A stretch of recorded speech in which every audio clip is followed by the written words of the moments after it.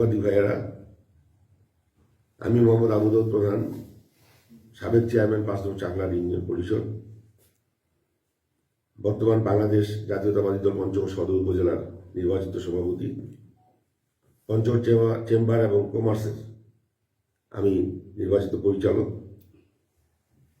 আজকে সকালবেলা আমি আমার গ্রামের বাড়ি মেহেরপাড়া থেকে চাকলা বাজারে আসার পরে চায়ের দোকানে চা খেতে ঢুকবো। এই সময় অনেক লোকের একটা শোরগোল, চাকলা চৌরাস্তার উপরে অনেক চিল্লাচিল্লি। পরে আমি গাড়ি থেকে নেমে লোকজনকে পাঠিয়ে দিই যে ওদেরকে শান্ত করে কী হয়েছে আমি দেখবো ব্যাপারটা। ইতিমধ্যে অনেকে আমার কাছে চলে আসছে। আসার পরে আমাকে বলে যে আমাদের এক কর্মীরা সমর্থক হয়ে এলো, একটা গুডাউনের চাবি তার কাছে তালা লাগাই দিয়ে চাবিটা সে রাখছে।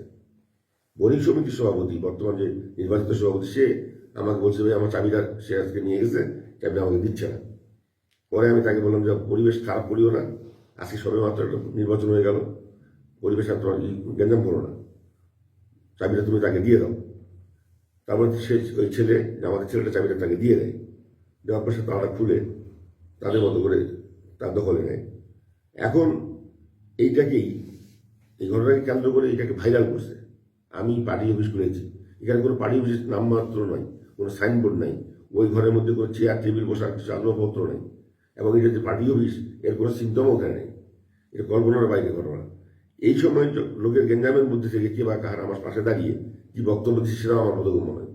আমি লোককে সামলাতে গিয়ে আমাকে অনেক হয়রান পেরেশান হতে হয়েছে।